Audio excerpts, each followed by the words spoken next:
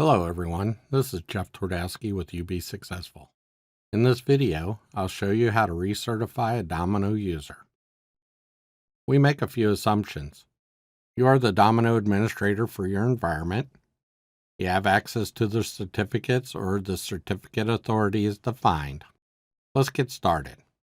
Make sure the admin client is pointed to the Domino administrative server. We're going to recertify expiring users so we can get started. This screen is where most administrators recertify users. They select the user in the People view, go to the Tools list and hit Recertify, then follow the Recertify steps. I believe I have a better method to start the recertification process. Select the Configuration tab, go to Security, select Certificate, select Certificate Expiration. This view shows when IDs are due to expire. Notice we have several categories including within 30 days, 60 days, 90 days, and 120 days. This view makes it easier to find users due to expire. Let's open up the categories. Jim Smith is due to expire in less than 30 days. Bill Smith and Bob Smith are due to expire in less than 60 days. Bill White is due to expire in 90 days. We don't want to get too far ahead of ourselves. In this example, we will process due in 30 days and due in 60 days. My strategy for recertifying users is every Tuesday, recertify everyone due to expire in the next 60 days. I didn't pick Monday because we've all been through the Monday hell, nor would I perform the recertification on Friday because if there was an issue, I didn't want to get called on the weekend. Seldom does anyone take more than a month off, so I didn't have to worry about when their machines would connect to the servers. In our training server, we have the benefit of the ID vault to complete the recertification process if the user doesn't connect. Notice when we go through the tools on the right, the Recertify button is missing. There is a Recertify Selected People button here on the top. Select Jim Smith, click Recertify Selected People. We can use either the Certifier ID file and password or the CA process. Both will work. Let's perform the Certifier ID and password first. I'm just demonstrating that both processes will work.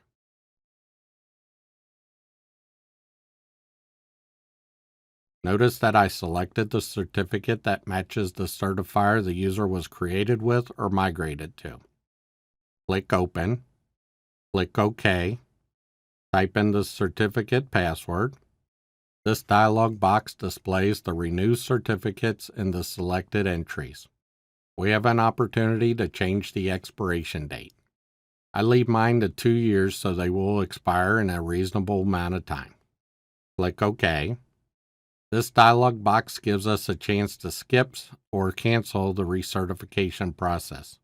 It's only important if we notice that we are using the wrong certifier. Click OK. Processing Statistics dialog box. This dialog box will tell us our successes and failures. In this case, everything was successful. Click OK.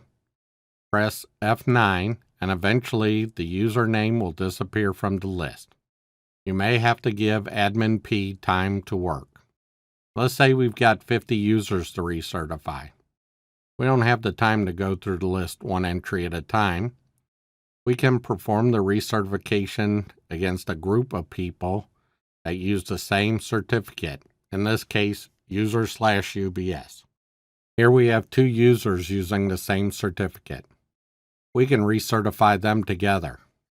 If one of the certificates were different, such as city/UBS or something like that, we would have to recertify them individually. Select both the users. Click Recertify Selected People. This time, we're going to use the CA process. Select users/UBS because this matches the user certificate. Click OK. Again, here's our chance to change the expiration date. Click OK. Do we wish to recertify Bob Smith? Click OK. Do we wish to recertify Bill Smith? Click OK. Both recertifications were successful. Admin P will eventually complete the process and remove the users from this view. We can help the process along by issuing a console command. Go to the Server tab, select Server Console. In the Domino command window, type tell admin P process new. This command tells the admin P process that there are new requests to perform and start performing them. Go back to this Configuration tab, Certificate Expiration view, and press F9. Notice the users have disappeared. All that's left is for the user to exit Notes, log back in, and connect to the server to update their certifier. Opening their email will do the trick. Let me show you how this works on my Notes ID. First, let's see the expiration date of my certificates. On the Configuration tab, in Tools is a button called ID Properties. Let's examine the properties of my ID file. We want to get to the one in my data directory, not the original file that was created.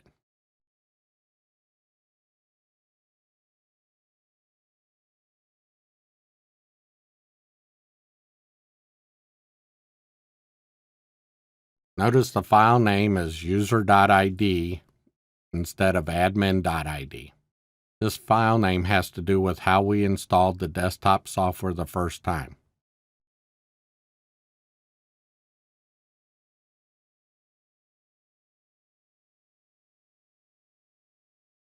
Go to your identity, your certificates. Notice the expiration date is 8/27/2021. Both certificates match. However, one is for international and the other is for multipurpose. We can see that the expiration date in the ID file matches the date in the certificate expiration log. Just so you can see, the recertification button works the same. I went to the People view and selected my person document. Then I clicked Recertify. I will select the CA process. I selected the UBS certifier to match the certifier that the admin ID was created with. Notice that the expiration date is set to 5/7/2022. Click OK. It was successful. In the certificate expiration view, the change hasn't taken effect yet. Let's go back to our server console and get the ball rolling with tell admin P process new.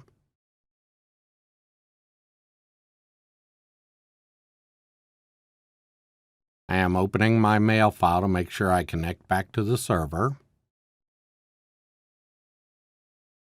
Examine the ID properties again.